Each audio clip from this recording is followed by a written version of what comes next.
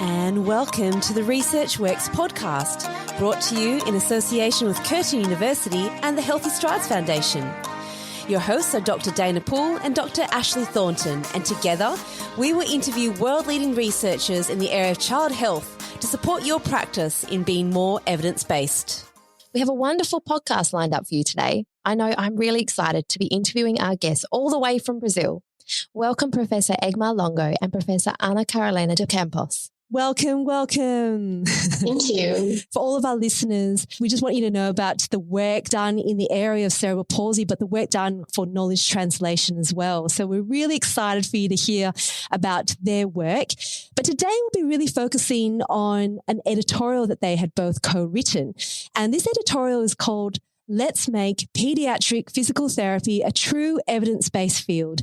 Can we count on you?" And this was published in the Brazilian Journal of Physical Therapy in 2018. And I have to say, when I first read your editorial, I'm going to describe it. You're going to get a bit of an idea of me now, but I describe it like a risotto. You know, when you make a risotto, you have all these beautiful ingredients in the pan. And you all know now from watching MasterChef and all these great cooking shows is you never stir the risotto, but you just agitate it. You just move it backward and forward. And that's what brings everything together. And to me, that sort of describes our profession. We've got the greatest ingredients of our profession already there. And we don't need to break up the rice particles. We just need to agitate a little bit just to bring it together in this really nice way. So hope you get that sort of analogy. Dana does love to cook, but it just makes sense. And that's why we're so passionate, I guess, to have this discussion today. I think to get started, let's tell our listeners a little bit about our guest today. Yeah. Great. So to start with, Professor Egmar Longo is a physiotherapist and has over 96 publications and 448 citations. Egmar is a professor of health of children at the Federal University of Rio Grande do Norte in Brazil and a Fulbright visiting professor at Rehabilitation Medicine Department through the National Institutes of Health in 2018 and 2019. Her research focuses on environmental barriers and facilitators for participation in activities, global health, implementation science, the ICF, Zika virus, and quality of life for children and adolescents with disabilities. This is amazing.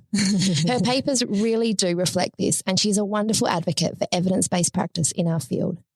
Yeah, that's a pretty impressive run sheet there. And equally as impressive, we've got Ana Carolina de Campos, who's a professor in the Department of Physical Therapy and I'm hoping I'm not going to butcher this, but the University of Federal de São Carlos. Have I said that in any way right? Yeah, okay, thank you. Her publications are also incredibly holistic, with 66 publications and 757 citations that cover rehabilitation, neurodevelopmental disorders, rehabilitation medicine, cognitive development, and of course, physiotherapy. Now, Carol presents her work with some true and incredible leaders in our field and really embraces the ICF and the F words. And this just does demonstrate her passion and dedication to knowledge translation around the world. And when I read your work, it is something that, even all the way here in Australia, makes an impact in the way that I think. So thank you so much for everything you guys have done in the profession. And thank you for being on the show. Now, just to get started, before we really delve into things, and we always like a good icebreaker question, which is normally Ash's role. But tonight I'll ask the question. If you could write a book, which genre would you choose? Like thriller, romance, fiction? Egmar, I'll start with you. Okay, I think I would prefer a romance because it's very different of the real life with a lot of challenges. So I love to do it. Oh, see, that's nice. Great choice. Really good choice. What about you, Carol? I'm going to surprise everybody with this one, but I think it'll be a cooking book. Oh, nice. I love cooking. Yes, I cook for my family, and I like surprising them with healthy recipes that they say, I can't believe this is gluten-free. So I think I'm good for this. I love that. I can definitely relate. I also love risotto. I would have a risotto in my book too. Yes. And no stirring, just agitating, just bringing it together and the creaminess. It's very good. Oh, I knew I loved you guys. Thank you. I'm laughing because I've been stirring my risotto for years, so I've learned something already tonight. Oh, Marissa. Dana, what about you? What would you choose? Oh, look, so I love a good choose your own adventure. I love adventure and different elements. If you choose, you can, I guess it feels like real life, but I want to double that up with some sort of board game or some video games that's really interactive. So I feel like I will write the next choose your own adventure book. Just, why not? I like that. Yeah, thanks. Thank you. What about you, Marissa? I love a good fiction novel, but I love it to be set. I would write it set in Europe somewhere, often, especially like Italy or France or maybe South America too, but just not Australia because it's a bit of an escape then as well. I think you can learn a lot of people from knowing what kind of books they want to read and what kind of genre they would write in. So I feel like we know each other already really well. Good question, Marissa. Well done. Well, to all of our listeners now, let me give you a bit of a summary of the piece of work that we'll be discussing today. So we're not discussing one main paper. Rather, we're actually drawing on a body of work and how it's actually implemented into our practice. We all remember the paper that was led by Professor Iona Novak on the state of the evidence, the traffic light system. And we even had Iona on our podcast not too long ago, and it's actually been listened so many times over. So we know there's a big appetite for this. So this editorial came about from this particular paper from Iona Novak, as well as a Brazilian Conference of Physical Therapy, which brought rich and robust discussions on different areas of our profession. Most notably, the evidence and decision-making in physical therapy, which brought together speakers that presented on the barriers to implementation of these practices in professional education, research, and clinical practice. Now, I also thought it'd be really interesting to pair this up with the developmental medicine and child neurology editor-in-chief, Professor Bernard Dan, who wrote an editorial titled Intensive Repetitive Motor Training, How Does It Work in Children with Cerebral Palsy? So increasingly, we're talking about what actually works. How do we personalize it? How do we translate research into our practice that makes an impact? And of course, the big one, how do we transition from practices that don't have sufficient evidence to practices that do? What does it mean? What are the barriers? How do we leave these practices behind? And when can we assume these neuroplastic changes are actually taking place and when are they not?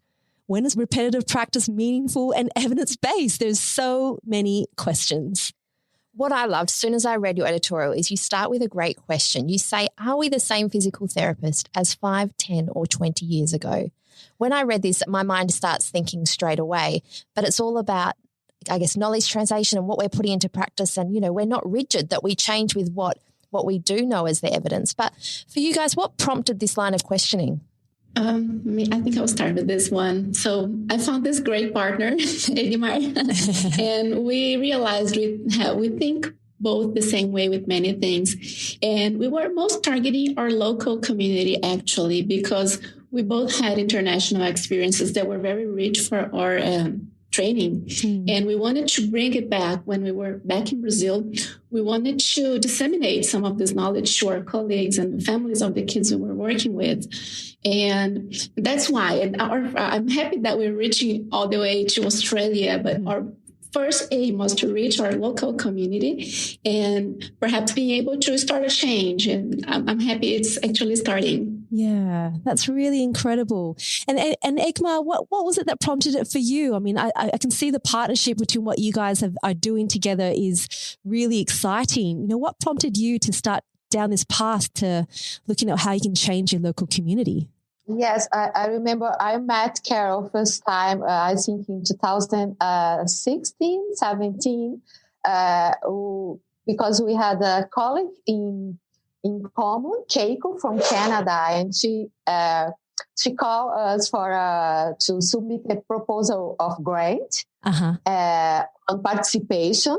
So we start discussing these things, the new approach for rehabilitation in Brazil. And in that time, we know the people are very focused on only body function and body structure. And we thought it was the time to start to promote changes. So we established a great partnership in this sense. Oh, see, that's so wonderful. And when you can do these things together, iron sharpens iron. And yeah, it's just wonderful that, you've come together with this really common cause. So you spoke a little bit there about the ICF already, and we've got body structure and function. So I really want to go into what you spoke about there about body structure and function and the ICF. Let's just take it right back before we go into the really meaty part of this podcast is, what is it traditionally that we have looked at as physical therapists or physiotherapists for body structure and function? What has been our traditional approach? I can start because I think I'm the older of this team. So when I finished my training in PT in that time, our training it was very.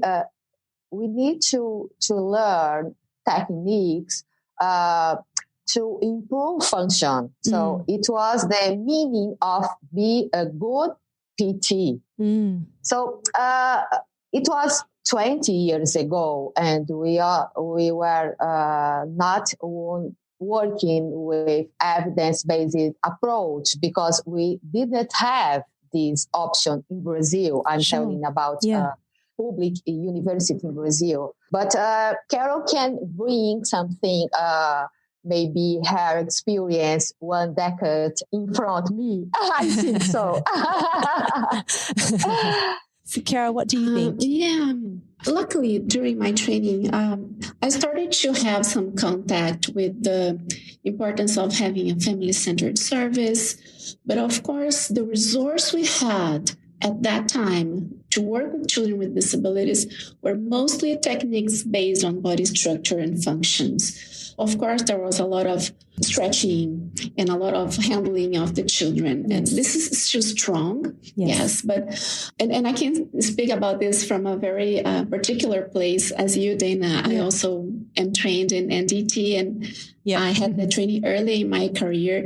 And I dare to say it was very important to me at that time because I was a young PT, and I was craving for resources to help me in the practical life, how to approach a child and treat the child. And luckily, I also wanted to pursue a career in research, and that put me in contact with great people who taught me I could switch to a more evidence-based approach.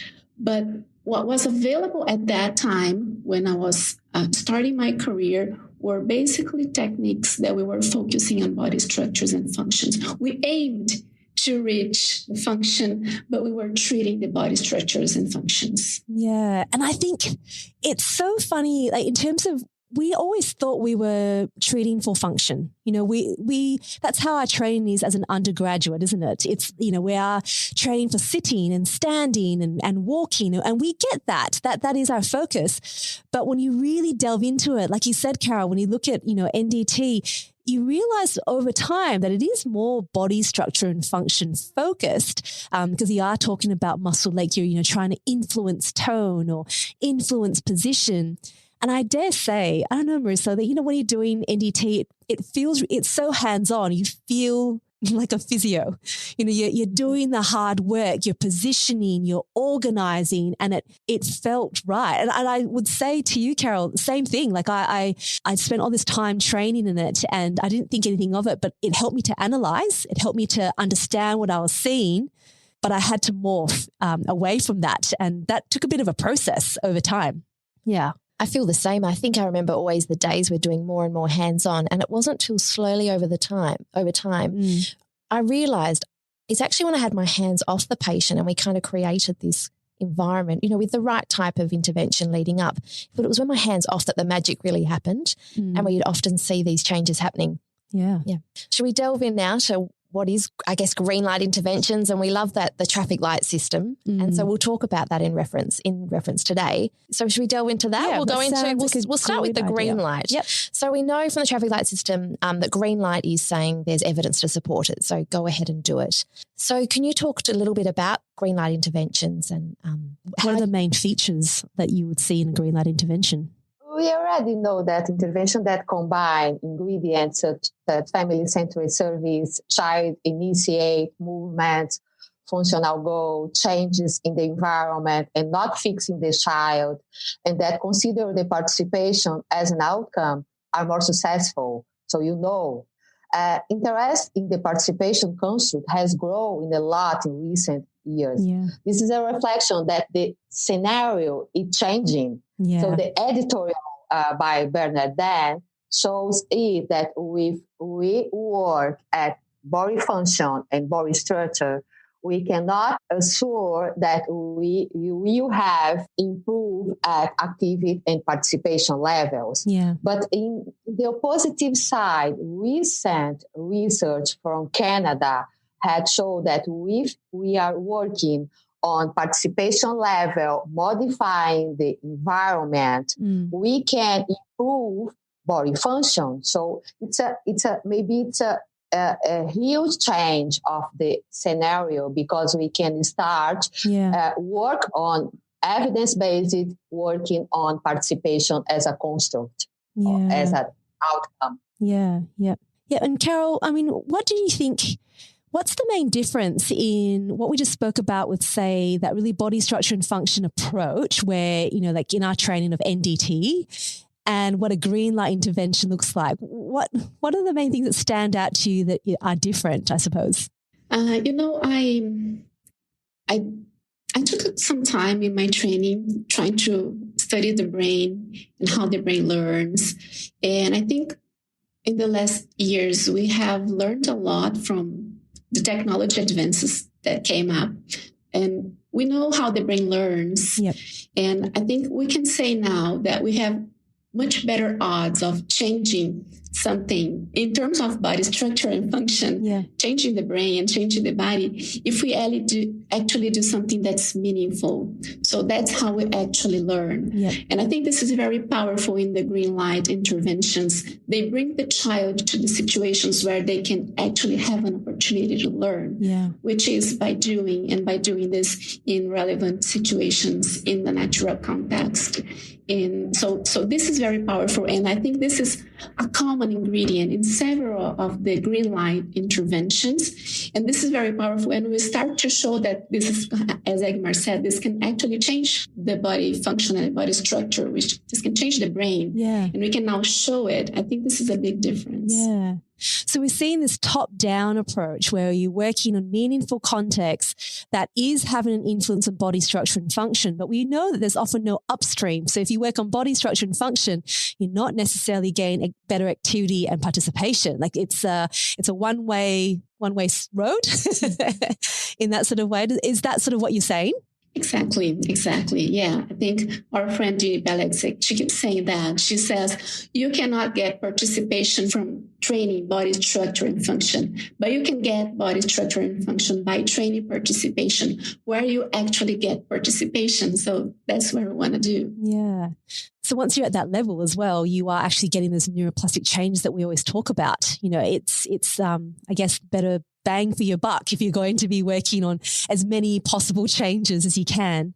That makes sense to me. But I do want to ask a little bit about that. We say meaningful. And I think this is where sometimes physios, or OTs, we have this debate. We go, okay, what's functional and what's meaningful? Well, sitting is functional and meaningful. But I guess the part that's missing is the context. Can you talk to me through that? What's the difference between just working on sitting in a very sort of static positioning through handling versus working on sitting that is in a more evidence-based way?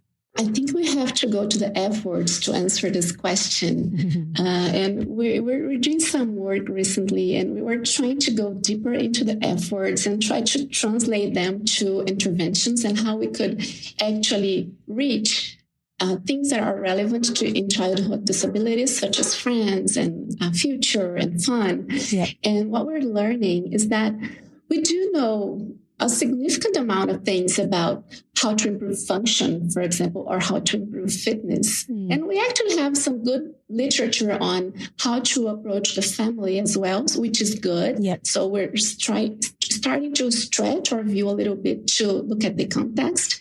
But what we're finding is that there's a lot for us to learn still until we're actually doing things that are meaningful for the child, for example.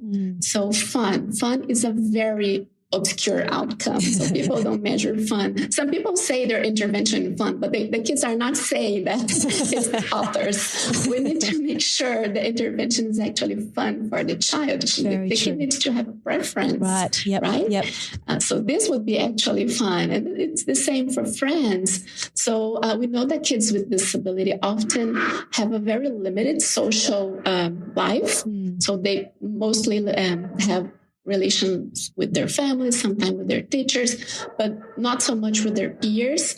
And this is something that is also missing in the literature. We don't know how to facilitate this, but it's definitely ingredients we want to stimulate. Yeah. So in research and also in clinical practice, because these are ingredients that should be incorporated into the green light interventions. So we actually use what we know it's important in these interventions. We need more clarity with this, but we know the directions, and I think we will get there. Yeah, sure. I love how you've incorporated the F words into, the talk about neuroplasticity. It's not just a framework that we can refer to, but you've contextualized that with neuroplastic changes. And, we talk about salience, don't we, when we talk about, motor learning, and those are some of the key things. So yeah, thank you very much for that. Well, let's now move on to to contrast that now with the red light interventions. So with red light interventions, I guess what is most striking about your paper is that you provide an opportunity to reflect on our practices. And that's especially starting with that powerful question, but then also by bringing up things that, are red light. So things that don't have evidence to support them and that we shouldn't be doing or may even have an adverse risk if we do it. Yeah. So just talk to us a little bit about red light interventions. What are features of these interventions and your thoughts on this? So of course, we thought a lot before writing this paper and deciding to specifically to name interventions, because we knew this would raise a lot of conversation, and it actually did, as it did with the paper of Jona Novak, of course. Yes. But we thought it was the time to touch this point. And the reason is because exactly what we were talking at the beginning, we know, and we live in a developing country and we have limited resources. Yeah. We cannot afford to spend our resources with things that are most likely to not produce a positive result with the children. And you were telling us that it's the same in Australia. Yeah. And so that's why we decided to touch this complex point. And I think we need to talk about this, and and the reason we decided to take this step is because we need to be clear about what we're doing. What we do know is what are the ingredients that are green light, what are the ingredients that work. And the intervention need to be clear about which of the ingredients are contained in it. Yeah. That's what's not clear. And I think this is a problem when we think, for example, in a public health context. We have lessons learned from the pandemic right now because we have similar discussions in a much broader context. Right. Yeah. So should we use scarce resources in treatments that are not evidence-based? So it's a very ethical discussion, we think, and we need to have it. Yeah. We cannot take back. Yeah. So that's it. I'm a very peaceful person. I'm not the person who likes to go into fights, and this, of course, we had very interesting situations when coming to this subject in several interactions we had. And I'm the person who said, I'm not advocating for a name. So you can name your intervention as long as your child is active, as long as your child is aiming activity and participation. But as a scientist, I need to be very clear because work needs to be reproducible. That's right. Yep. People need to read something and know exactly what was done. That's right. And that's where we're not clear, and that's where we need to do much better than we're doing right now. Yeah. So currently we have more arguments to say that these interventions are not supported than that they are. Yeah. So our ethical decision should be going to an approach that would give us better odds of improving the child condition. Yeah. So that's why we advocate for the green light interventions. No, that's a wonderful way of summarizing it. Egmar, do you have any more to add to that as well? I totally agree with thoughts from Carol, and I think for us it's very complicated sometimes because we are professors, so we are training future PTs. That's right. So we have a big responsibility on the next generation of PTs in Brazil. We have to bring together a lot of people that thinks in the same way to strengthen us and to work together and to implement evidence-based approach in Brazil. I think we are doing a big job, but we need a lot of things to came up yet. I love the sense of responsibility that you have when you're talking about training future generations of therapists. It is an absolute privilege to be able to do so, and it does influence so many children as a result of it. Look, I want to sort of ask a little bit more about the red light interventions, because obviously we're trying to be very objective here. We're talking about what we know from the research and the evidence so far. By no means are we making any personal criticisms on people. This is definitely not something that's personal. I think it's just we're trying to bring awareness to the area. So it just makes us stop to think, as you did for me when I read the paper a few years ago. It's just a stopping point to think. And when I look at the red light interventions that were named in the systematic review from Arno Novat, we do have NDT and Voiter. And you look at the features of that, you go, okay, it makes sense because the ingredients were less of what we see of the active ingredients for neuroplasticity and motor learning changes and all that kind of thing. But there were some other ones that you named in your editorial as well that, we spoke briefly about CME and the evolving one of DMI now, dynamic movement intervention. And I've been trying to think about what are the features of those interventions that make it very clear that it's still very body structure and function focused, even though we talk about activity still. We are still talking about sitting and standing. And I want to hear what you have to say about that, because my observation is those approaches tend to be very developmental. It's about following a developmental milestone. So, we're talking about a child with cerebral palsy, but we're still saying you do this first, then this, then this, then this, and then once you've got all that, then you can walk. Whereas I feel the green light interventions don't look at that. We go, okay, what do you need right now? What's your function? What's your goal? And how can we make it happen with context and environment and equipment? What are your thoughts on that? Am I how do you think I've described that, I guess? Each of these techniques will have a unique set of principles. Yep. But one thing an overarching theme among them is the idea of normalizing the child. Yep. I think this is a strong point. And this is what may support the idea of working on the reflexes and stimulating the automatic movements and trying to normalize the muscle tone, because this will make the kid more normal, more typical. Yep. And I think this is actually a broader context of cultural aspects on how we deal with disability. Yeah. And so what do we want about those children? Yeah. Do we want them to play and be happy and have a bright future? Or do we want them to keep struggling to be like the other children? Yeah, sure. So I think this is something for a balance. And of course, and something we also approach in the paper is that, of course, we are not the ones making this decision. So the family is the one making the decision. What we need to do is to provide the information for the family to take the best decision, the best informed decision. Yeah.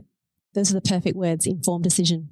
I think this approach that Carol was mentioned, it's more appealing for families because it's like it's a way to fix the disability. So for families that did not face very well the prognosis, the motor prognosis of children, it's easier to adopt this kind of these interventions. Yeah. Yeah. I also think about the marketing issue, and I think this is very powerful and very strong, not only among families, but also among professionals, because these techniques, they seem so fancy and they promise such wonderful results. Of course, I want them. Of course. Yep. So, and this is something that it's very hard to fight. We live in a world where information is disseminated and not all information is good quality. Yes. So, and this is very hard. We need to work better on this.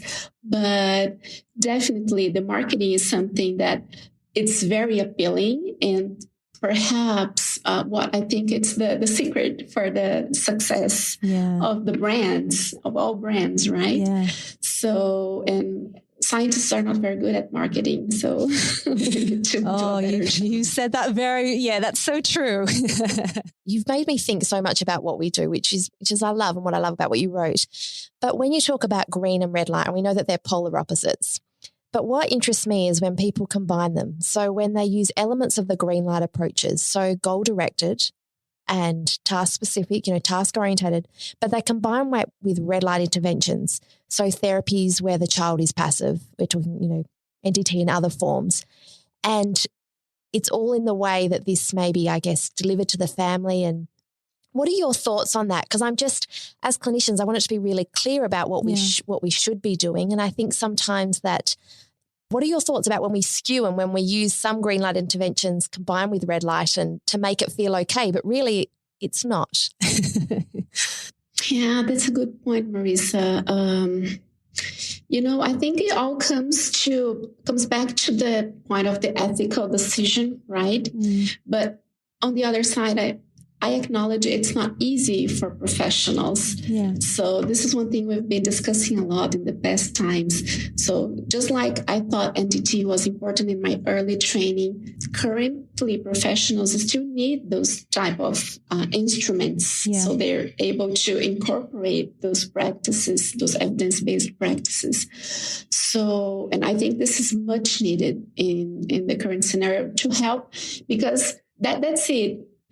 If you don't know what to do, of course, you'll come back to what you're comfortable with. And most time, what we're comfortable with are the red light interventions. Yeah. So we need to help information get to the professionals, but not only the raw scientific information, but also the practical aspects on how to implement them, because it's very challenging. And I acknowledge the readiness for change. But I think it's good when something is mixed, because I think there's some readiness for change. Yeah, I think there is room. Yep. There is room. Yep.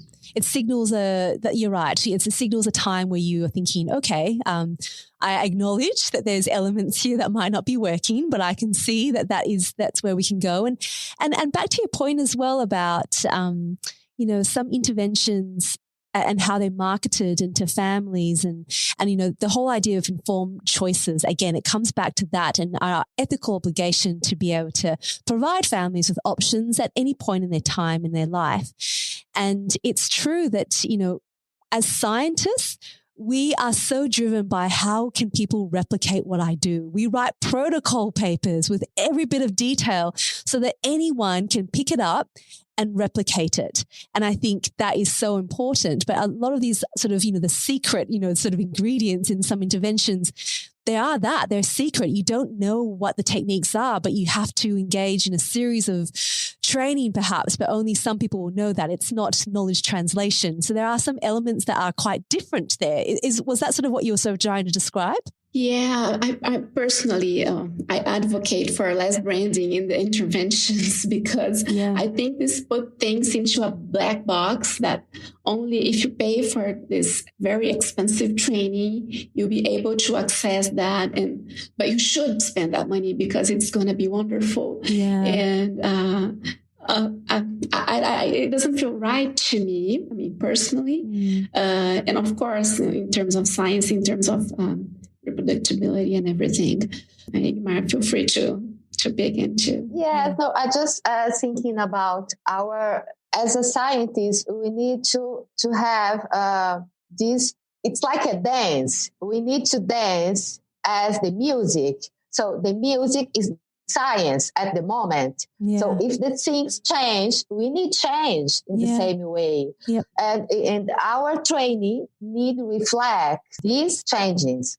So I agree with your approach in this topic. Yeah. So if you're evidence-based, you just follow the evidence. And if the evidence changes, well, you're evidence-based. So you change with the evidence. So you're not investing into just one approach or the other. Yep. We don't have preference. That's right. Okay. It's a dance. I like the way you put that. Yes. Nice analogy. And I can tell we can always change. Yeah. And the best example for me, what the entire world has been experienced since last year on the pandemic, because we had to change so many things that we thought they were never changing. So, and we had to adapt to telework, to telehealth. We are flexible. Yeah. And we just need to open the window and look what's out. And I love the way you champion it. We're living proof that it's possible. Yeah, you're absolutely right. I love how you're talking about change and readiness to change. You talk about, are we a facilitator or is there a barrier to implement scientific knowledge? And you ask the question, are you a knowledge broker or active resistor? Can you expand a bit more on this and what it means? Very powerful language. Take that, Egmar. Go, Egmar. You came up with this. Okay. Okay.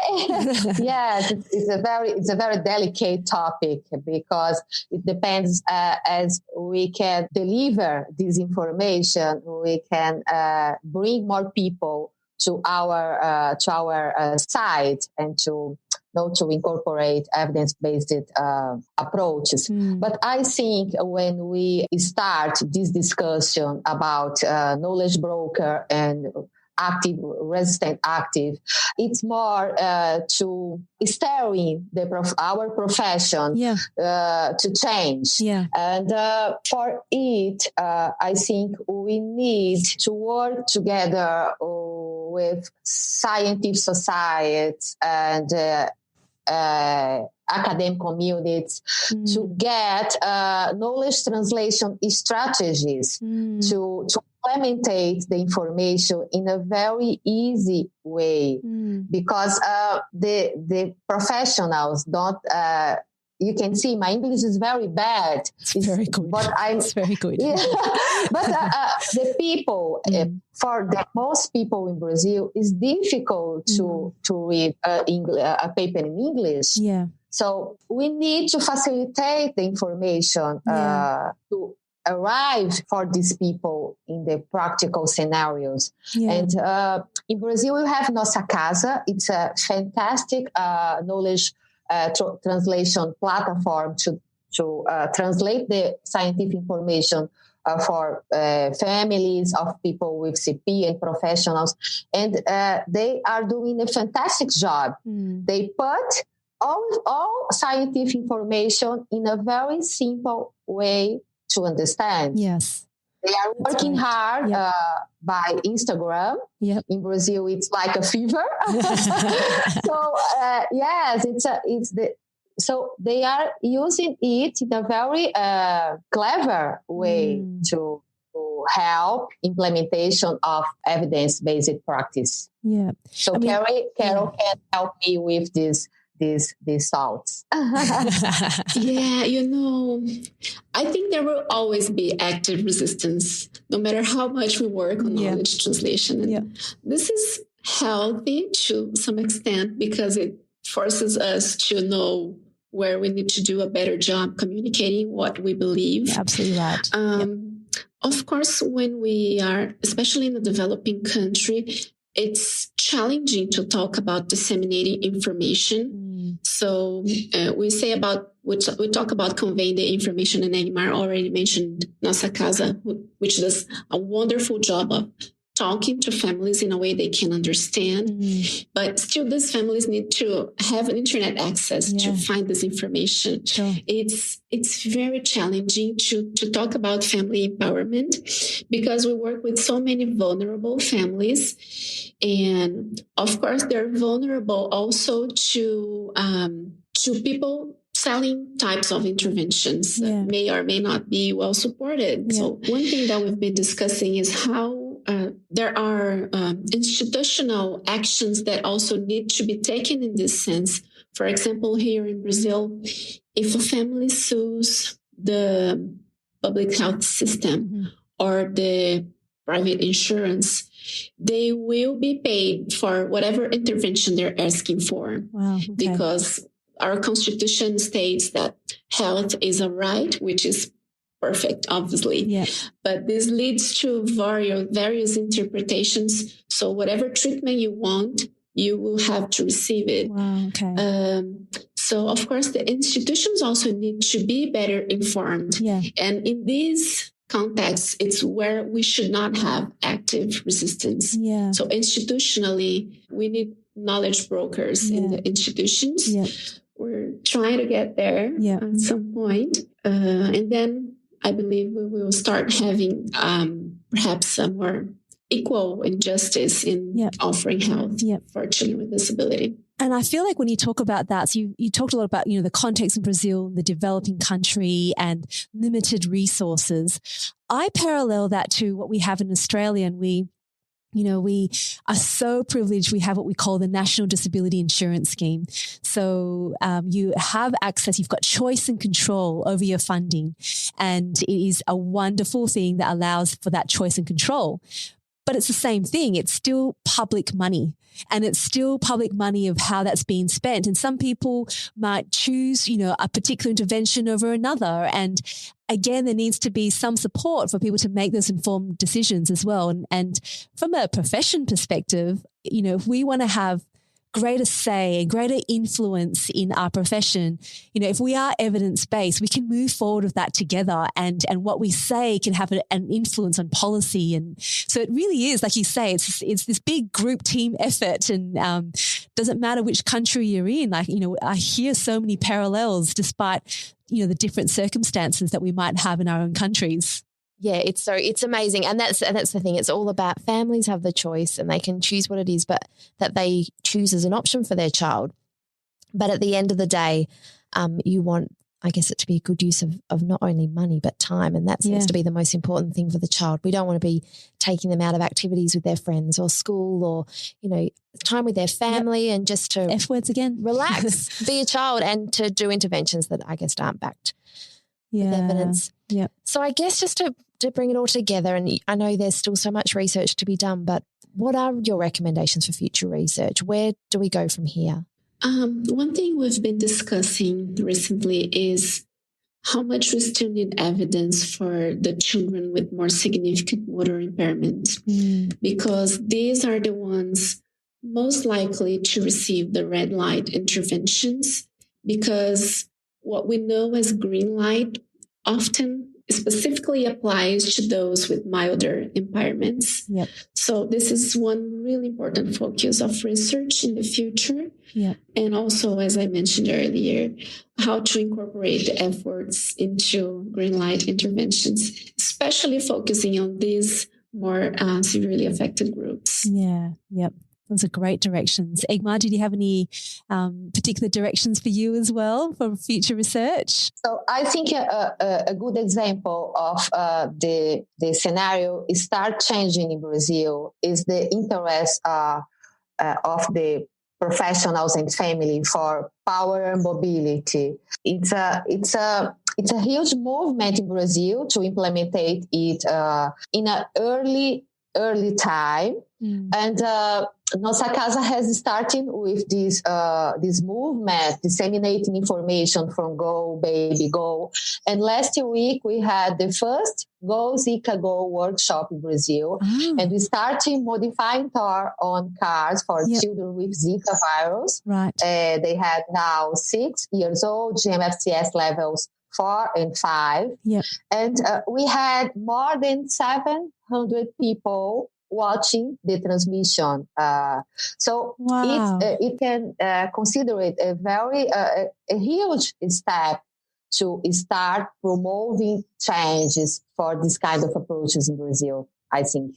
Oh, wow. Those are very exciting future directions. And I think, the theme that you are talking both there is about, children more, GMFCS level 4s and 5s. And you're absolutely right. You know, there's such a limited number of interventions that are in the green light. And so, of course, when that's the case, you know, what choices do some families have when they're looking for hope and they're looking for support? And that's a good call to action for us as researchers to look into that area more. Okay, so now we normally have what we call the Tell It to Ed segment now, where our producer will ask you a question. But we have so many questions from families that we work with, so they kind of took over the Tell It to Ed segment. So we're going to ask you some questions that families have sent in to us, and we just love to hear how you would answer this. And I think for a lot of clinicians, these are some great ways for us to think and how we can talk to our families as well. So Marissa, do you want to ask the first question? I will. Question 1. I feel like I need to try it all. I see so many things online that say it works for my child. How can I tell the difference between what has evidence and what does not? It's really challenging because each family has its own history and time. So there is a very appealing market dedicated to convincing families that the most expensive and sophisticated techniques, as we can discuss it early, can work best for that child. But it is not always really the best way. So I think to minimize these problems, we can work with knowledge translation platforms to disseminate the best options for most families according to GMFCS levels, as we had discussing just now. Yeah, that's a great way to describe it. Thank you very much. All right, next question. Question number 2 is a very common one, is how intensive should my therapy be? You know, there's a lot of different models out there. Some of them are 2, 3, 4, 5 hours a day over, you know, a short period of time, maybe 2 or 3 weeks. What is the best approach for my child? We were talking earlier about fun, and I almost think we should ask the children what they think about this question. But right. I think there are several elements for us to consider when making a choice with this regard. So I believe there are moments when an intensive treatment may be applicable, and there are intensive treatments that are evidence-based, for example, CIMT and habit. So these are well supported. And if the family is ready, if the child is ready, and they're willing to do this, it's not be such a pain for them, I think this, of course, is an excellent choice. Of course, I'm not talking about intensive treatments that are not well supported, and this will go into that other discussion we had earlier on whether or not the family feels it's right, as long as it's well informed. But of course, I think we can never lose from our side that we're working with children. They need to grow, they need to play, and they need to interact with other people. But of course, we cannot forget we're working with children. They need to grow and they need to play. And of course, we can only provide these opportunities in situations that are not having therapy almost every day of the week in a therapy center, for example. So I think we cannot forget that the evidence-based techniques and strategies also state the importance of interventions that happen in the natural environments. And this needs to be intensive. Of course, the stimulation, the environmental enrichment, this needs to be the everyday of this child. I advocate for this intensive treatment, I think, today. Oh, that's wonderful. Last question. I'm scared that if I stop doing therapy, my child will go backwards and lose everything they've learned. How do I know when I can stop doing therapy? I realize how this is very hard for families. And of course, there's a lot of guilt involved in a decision like this. And families feel responsible for the decisions and the consequences it will have on the children. But of course, we now have good support to assure prevention at home. Of course, this most times involves equipment and a very good family orientation on how to position the child, depending on the GMFCS level and everything. But if we do a good job in informing the family about how to prevent, what is expected to happen based on the child level of impairment, and also make sure we have all this environmental enrichment to make sure the child is always well stimulated. What we're learning, again, with COVID-19, is that staying at home can actually improve participation of children. Yeah. And another, we have current research on this. And so children can actually improve participation. And if not well informed about how to work on prevention, they may get their physical conditions worsened. Yep. But we obviously have ways to prevent that. And Yep. this is what we should work on when thinking about stopping therapy. Yeah, yeah. So many things to think about, isn't it? And there's just, again, it just sort of highlights the team, and it's come back to the F words many, many times for both of you. So I think that just shows what a great framework that it is. Well, that does bring us to the end of this podcast. I do really want to just thank you so very, very much for the time you've taken, early hours in Brazil. And we just really just love the kind of conversation today. It was just a really open conversation that we can just stimulate some thoughts. And for all of our listeners out there, of course, the run sheet notes will be on our website on researchworks.net. And if you want this recorded as part of your CPD, there's a form there that you can fill out as well. So we can help you keep that record of your PD requirements. But for now, we're going to say goodbye, and hopefully we can talk to you guys again really soon. Thank you so much. Thank you so much. Thank you so much. It's such a big pleasure. Thank you. We have loved it. Thank you. Okay. Thank you. Bye. Bye.